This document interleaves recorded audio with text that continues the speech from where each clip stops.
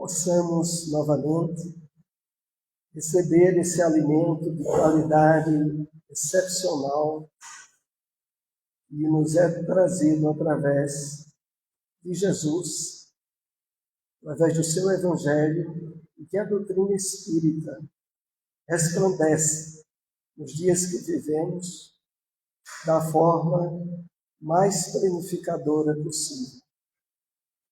Nós trouxemos aqui para uma reflexão introdutória uma mensagem do Espírito Emmanuel. Foi extraído do livro Caminho, Verdade e Vida, capítulo 180. Separamos uma frase que nos chamou mais a atenção, que diz o seguinte: é indispensável organizar o santuário interior e iluminá-lo, a fim de que as trevas não nos dominem. Então vamos extrair um pouco do conteúdo profundo que Emmanuel nos traz. Então ele diz assim, que é indispensável, nós não podemos deixar isso para depois. É muito importante de ser feito logo. Iluminar o santuário interior. Nós lembramos logo que o apóstolo Paulo, em uma de suas cartas, faz referência ao fato de que o verdadeiro templo de Deus está em nós, está no nosso íntimo, no nosso coração. O templo de Deus, o verdadeiro templo de Deus. E aqui Emmanuel, ampliando o que Paulo nos diz, ele coloca de que é indispensável organizar o santuário interior. E que essa organização, por que é necessário? Nós somos viajantes, já passamos inúmeras vezes pela vestimenta física e voltamos para o mundo espiritual. Como o apóstolo Paulo também dizia, nós somos forasteiros, peregrinos, de passagem por um país que não é a nossa verdadeira pátria. A verdadeira pátria nossa é a espiritual. Então, quando Emmanuel fala sobre organizar esse santuário, é porque ao longo das existências que já tivemos, segundo a espiritualidade benfeitora nos esclarece, estabelecemos campo de vários desequilíbrios. Já estivemos envolvidos em crimes, em vícios, em situações as quais o erro e o engano predominaram. Quantas vezes estivemos na Terra achando que a vida começava no berço e terminava no túmulo? Diríamos praticamente todas, até a presente, em que temos recebido a luz da doutrina espírita, que possibilitou-nos, de uma forma racional, lógica, refletir sobre os verdadeiros objetivos da vida na Terra.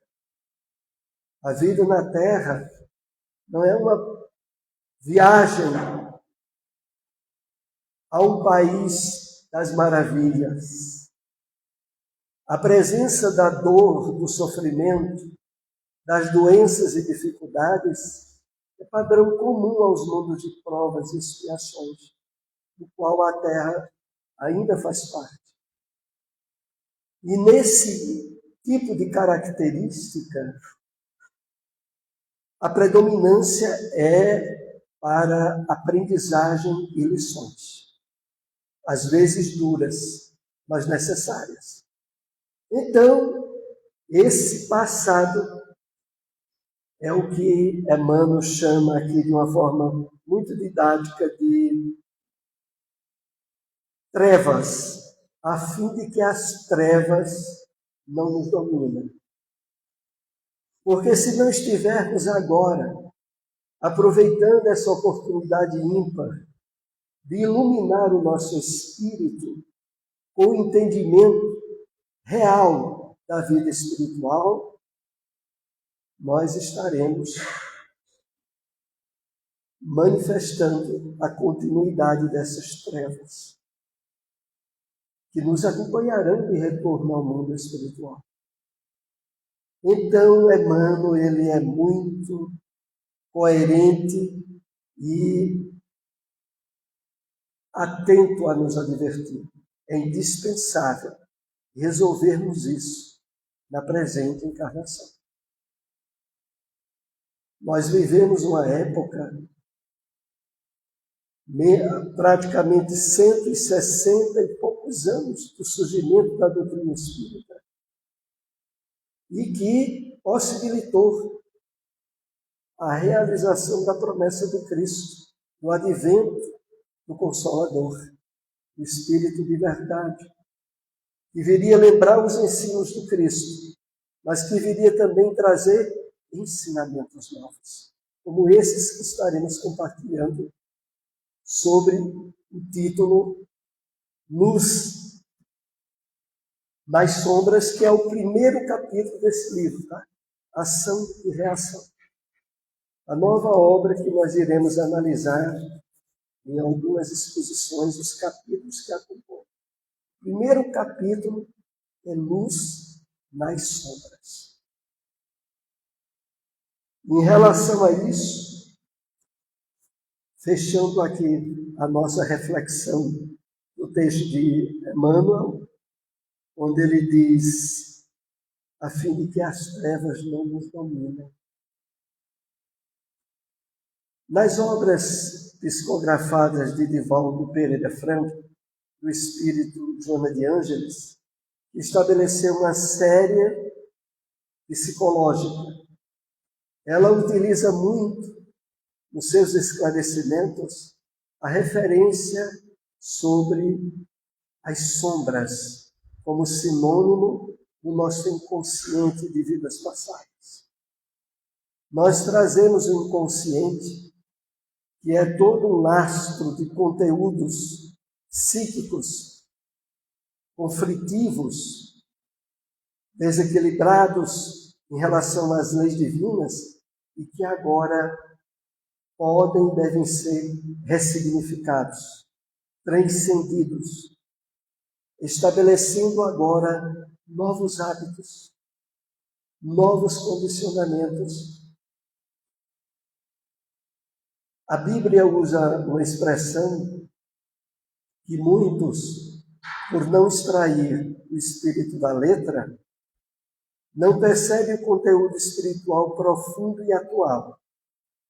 Então, há uma expressão no Novo Testamento, aonde em uma das cartas, o apóstolo diz que o mundo jaz sob o poder do demônio. E muitos deduzem dessa maneira que a governança do planeta Terra não estaria sob os domínios de Jesus.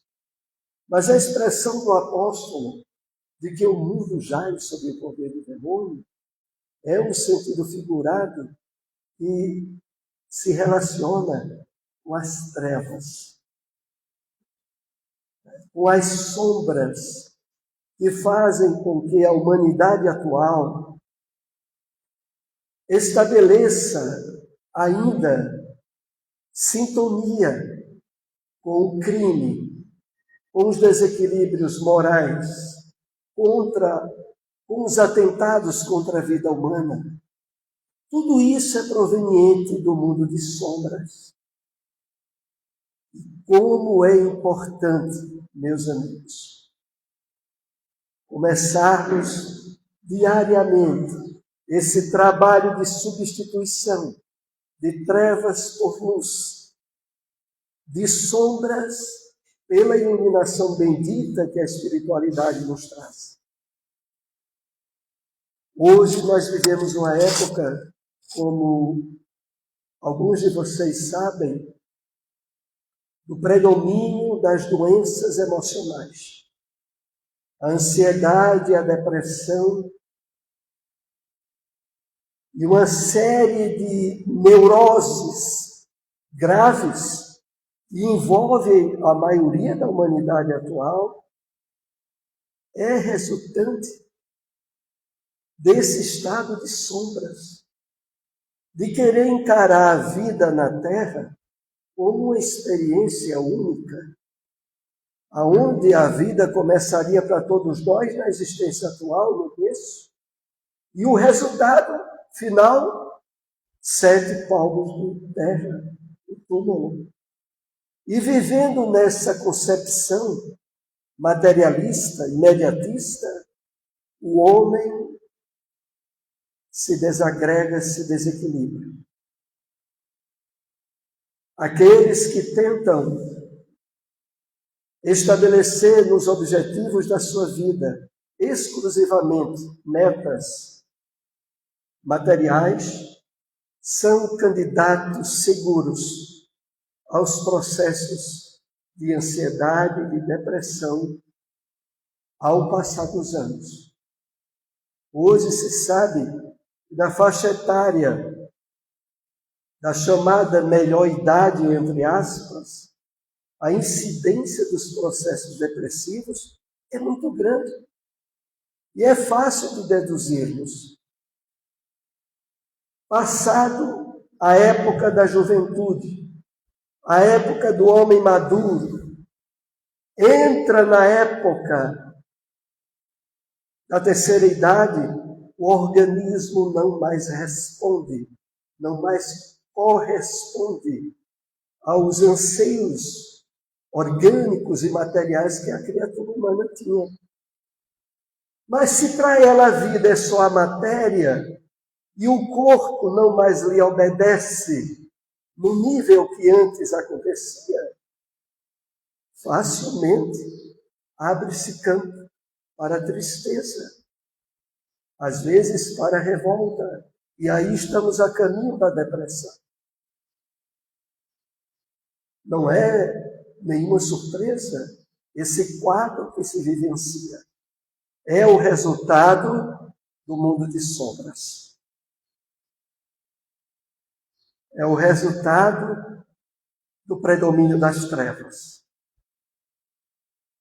Mas nós temos recebido essa dádiva de valor incalculável, que é o Evangelho de Cristo à luz da doutrina espírita.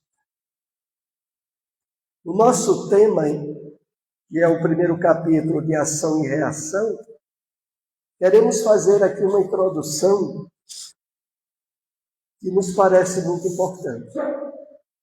É porque na carta do apóstolo Paulo, a carta aos Romanos, no capítulo 2, ele nos diz o seguinte, capítulo 2, versículo 6. O qual, se referindo a Deus, recompensará cada um segundo as suas obras. Essa é uma passagem bíblica que se repete em outras cartas dos apóstolos com outras palavras. Mas é para deixar bem claro de que a lei característica da justiça, do amor e da misericórdia divina tem por assentamento básico causa e efeito, ação e reação, que é o conteúdo e o título da obra que estaremos analisando a partir de hoje. Então, não é nada inédito. O apóstolo Paulo já colocou isso, a cada um segundo as suas obras. Nenhuma surpresa. Mas quando se olha para a terra, aonde injustiças, desastres e tragédias envolvem crianças, jovens, velhos, sem qualquer critério de separação religiosa,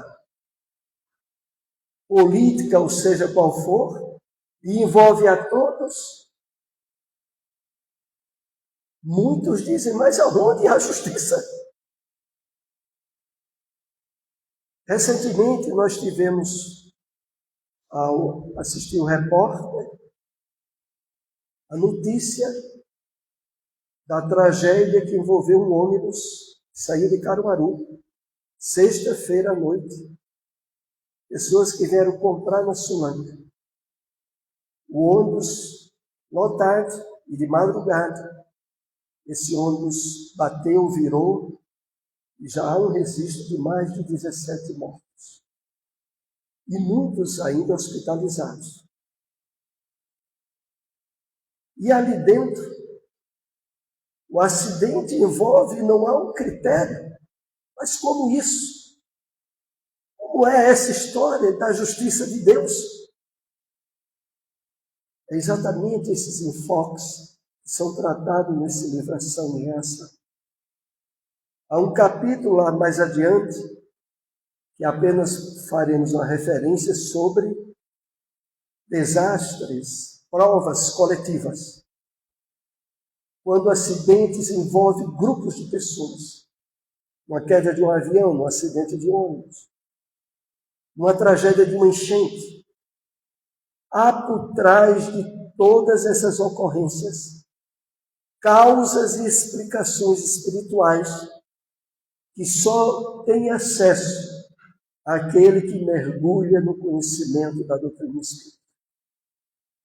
Que vai perceber como as leis divinas, justas, amorosas e misericordiosas, envolvem todos e cada um de nós, sem nenhuma exceção.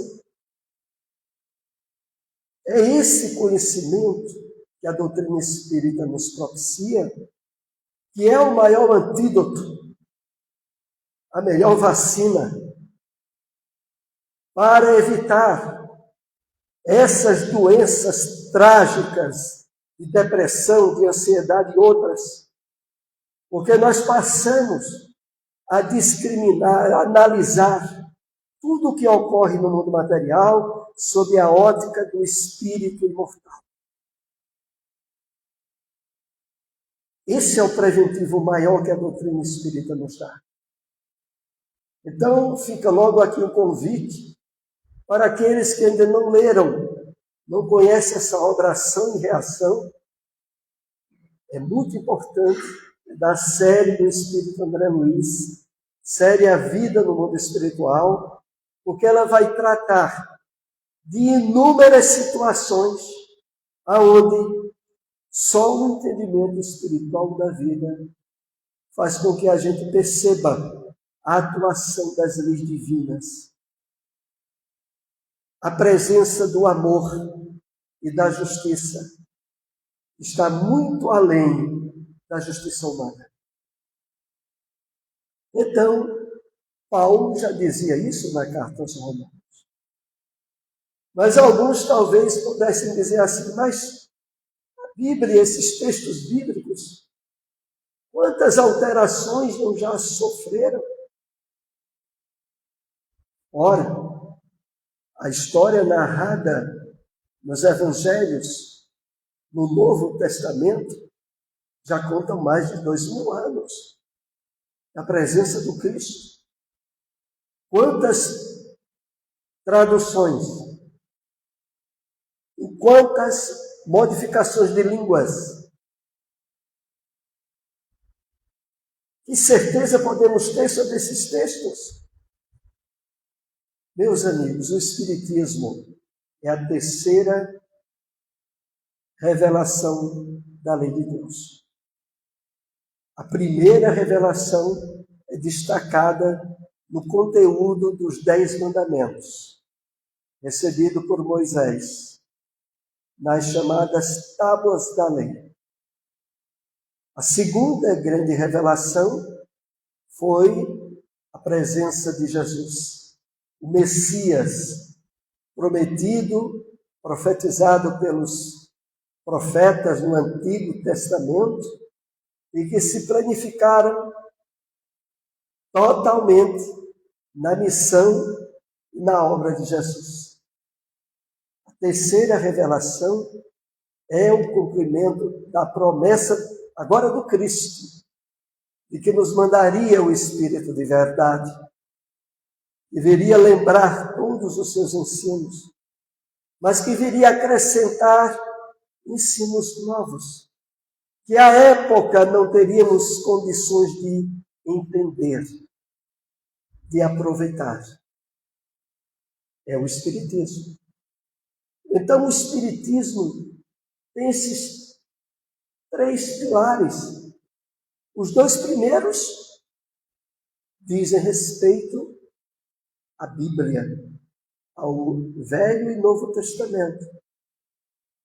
Mas, meus amigos, coube a mediunidade abençoada de Francisco Cândido Xavier trazer-nos em obras mediúnicas da maior qualidade, à altura dos textos bíblicos.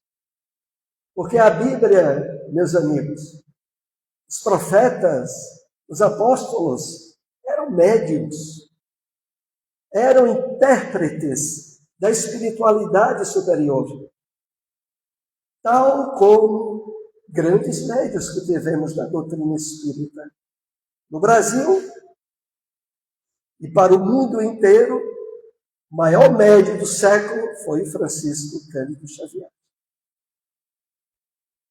E, através da sua mediunidade abençoada, vieram livros que retratam a época do cristianismo primitivo. Há 2000 anos, Ave Cristo, 50 anos depois, e o magistral Paulo Estevão, evidenciando a veracidade dos textos bíblicos, que foram espiritualmente preservados em termos espirituais profundos. E uma outra obra que não poderíamos deixar de reverendar sobre isso é um livro que há alguns anos atrás já analisamos aqui, mas que merece o destaque especial em referência a isso. É o livro Obreiros da Vida Eterna, que inclusive é a base do novo filme espírita, que está em processo de elaboração. Nosso Lar 3, ou a continuação dos mensageiros que tivemos recentemente. Será a obra Obreiros da Vida Eterna. E nessa obra, o Espírito André Luiz retrata, no capítulo 3, intitulado Sublime Visitante, o encontro que houve na espiritualidade de um espírito elevado. Esse espírito tem um nome no livro, denominado Asclépios. Asclépios só precisaria, segundo nos informa a obra, reencarnar na Terra em espaço não inferiores a 500 ou 800 anos. Era um espírito muito elevado, mas que ainda fazia parte da psicosfera terrestre. Esse espírito de um conhecimento e de condições espirituais sublimes vinha para um grupo de espíritos nos quais André Luiz estava. E naquele grupo, um grupo que estava se organizando para uma tarefa aqui na Terra entre nós. Porque o mundo material e o mundo espiritual estão constantemente em influências recíprocas. e atividades participativas, imperceptíveis aos nossos olhos normalmente, mas, no nosso caso, sobretudo, quando vamos fisicamente dormir, entramos num campo de atividade intensa, mesmo que dela não nos recobremos ao despertar. Atividade intensa no plano espiritual, que podem ser atividades elevadas, positivas, da esfera da caridade, mas podem ser também atividades de desequilíbrio, de vícios, de contatos espirituais da pior qualidade. O que vai definir em que nos envolvemos no trabalho à noite é as definições que espiritualmente tomamos no nosso dia a dia. Durante o dia nós temos oportunidades de treinamento, através do estudo, da prece, da ação do bem. É um exercício de espiritualização que vai nos habilitar à continuidade de um trabalho digno, quando fisicamente estivermos adormecidos. Mas os espíritos em atividade entre nós não têm interrupção. Na verdade, se há uma frase profundamente enganada, é aquela quando se diz morreu para descansar. Porque normalmente só tem duas opções. Morreu para dar trabalho aos outros no plano espiritual, ou morreu para trabalhar espiritualmente, ajudando outros. Mas descanso real, não. Tem alguns que estão dormindo em densos pesadelos, em atividade espiritual infeliz. Mas o corpo espiritual em repouso, o espírito atropelado. Claro que todos nós queremos estar em atividade de trabalho. Hoje, a própria ciência humana, a psicologia, vai tratar a questão da praxiterapia, a terapia pelo trabalho, a terapia indicada, inclusive, para certos processos depressivos, em níveis em que a pessoa tem um discernimento ainda adequado, o envolvimento em atividades voluntárias. O trabalho da casa espírita é uma bênção, não só para o espírito, mas sobretudo para o corpo e para as emoções. Então, trabalhar está em atividade. Então, no livro Obreiros da Vida Eterna, André Luiz faz parte de um grupo. E vejam que grupo heterogêneo: Padre Hipólito, enfermeira Luciana, assistente Jerônimo. Um grupo diversificado, mas que vinham para tarefas específicas na Terra. Bom, o que nos chama a atenção aqui é quando eles estão reunidos e Asclépios vem dar a eles uma palavra de estímulo e de esclarecimento. E naqueles grupos que ali estavam reunidos, um espírito de nome Simprônia toma a frente para fazer uma pergunta àquele espírito de alto contorno, de elevação espiritual, e pergunta a ele: estou numa atividade de assistência, de amparo a um grupo de espíritos encarnados em atividades filantrópicas, caritativas. Possivelmente um grupo espírita. Mas tenho notado as dificuldades e os obstáculos que lá se estabelecem, às vezes, nas questões do individualismo, às vezes até da maledicência.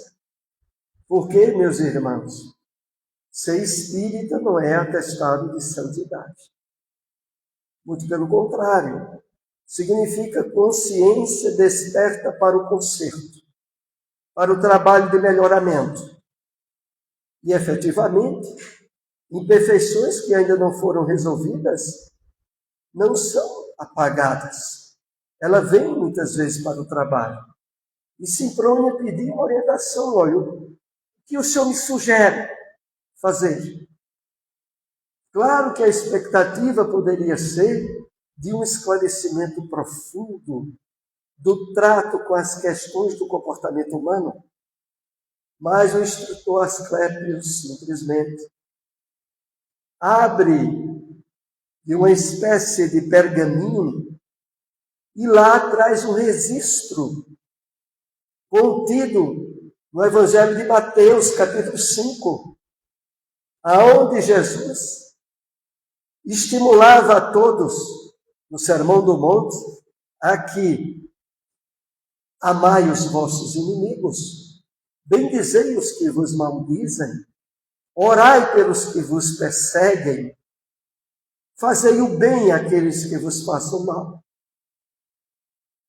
Era transcrição, ips literi, letra a letra, do conteúdo preciso que está no Evangelho de Mateus. Outros iriam trazer questões diversificadas para Asclépios. Cada uma delas ele responde utilizando um texto do Novo Testamento, dos Evangelhos, das cartas de Paulo, evidenciando para nós que esse conteúdo iluminativo e precioso das Escrituras não é apenas válido, mas os registros deles têm na espiritualidade elevada. O registro está lá. A Terra é um campo de cópias, de exercícios. Os originais estão no plano espiritual. O que nós encontramos aqui na Terra, e aqui eu já estou entrando no capítulo do livro Ação e Reação, é que quando nós entramos aqui na Terra, quando nós reencarnamos, o que é que nós encontramos na Terra? Instituições, templos, escolas. Ora, isso que nós temos aqui é uma cópia mal feita do original que está nos planos espirituais. Desencarnando, ao adentrar no mundo espiritual, nós vamos encontrar templos e escolas, instituições, atividades, trabalhos muito mais diversificados, desde que nos habilitemos para eles. Separamos aqui do texto, do capítulo, uma informação muito interessante, é quando diz assim: o estudo da situação espiritual da criatura humana após a morte do corpo não pode ser relegado a plano secundário. É o seguinte, meus amigos, não importa o motivo que tenha nos levado a conhecer a doutrina espírita. Os motivos são os mais diversificados possíveis. Mas não há qualquer dúvida que por trás dessa circunstância, às vezes fortuita, que nos levou a encontrar o Espiritismo, a mão da espiritualidade, de espíritos benfeitores, de amigos espirituais, que deixamos no plano maior, interferiram, atuaram, fizeram com que de algum modo a gente viesse ao conhecimento da doutrina espírita. Tudo bem. Esse primeiro passo é dado por eles. Mas há um respeito imenso dos espíritos do bem ao nosso livre-arbítrio, à nossa liberdade de escolha. O que vamos fazer a partir desses primeiros encontros que temos tido com o Espiritismo é decisão que cabe a qualquer um de nós. Mas aqui André Luiz deixa uma advertência importante para refletirmos agora. Porque ele diz assim, repetindo, o estudo, tá? Não é apenas assistir uma palestra, não é apenas vir uma vez ou outra numa instituição espírita, não é o estudo. É participar de grupos de estudos na casa espírita, é adquirir obras espíritas para ler e estudar, é aprofundar-se no entendimento sobre a vida espiritual. Então, André diz assim, o estudo da situação espiritual da criatura humana após a morte do corpo, e aqui ele deixa bem claro, é o estudo das obras mediúnicas que abordam a situação nossa quando desencarnamos. Esse estudo não pode ser relegado a plano secundário. A prioridade é para ser ele.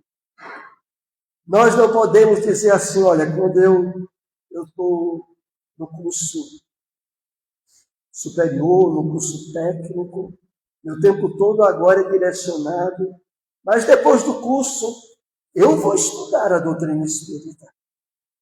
Eu vou procurar participar mais lá da instituição espírita. Não. O estudo da situação espiritual da criatura humana após a morte do corpo é para ter prioridade. É para ter o seu espaço diário que venhamos a consagrar a leitura, a reflexão, a participação em grupos de estudo, para que esse entendimento elimine essas trevas que a maioria da humanidade tem se deixado permanecer e cujo resultado cada vez mais tem sido evidenciado. Doença, sofrimento, infelicidade. Mas conhecer a profundo como as leis de Deus atuam em tudo que ocorre na Terra e fora da Terra. Que esse planeta está sob o governo de Jesus.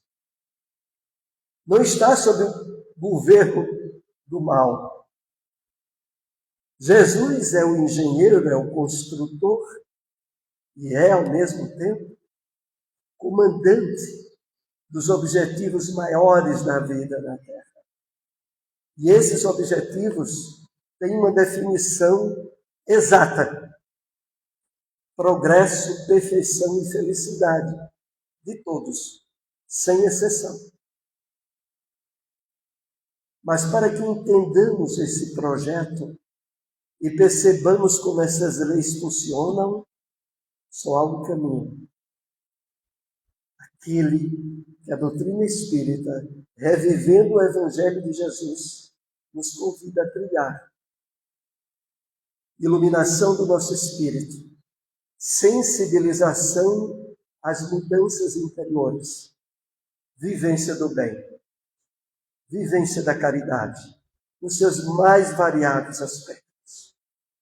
E é isso que nós deixamos aqui nessa primeira explanação do livro Ação e Reação, Luz nas Sombras, e que possamos, cada um de nós, estarmos mais estimulados a mergulhar no conhecimento dessa doutrina, colocar, como Jesus já havia recomendado, o reino de Deus e a sua justiça em primeiro lugar, as demais coisas nos seriam acrescentadas.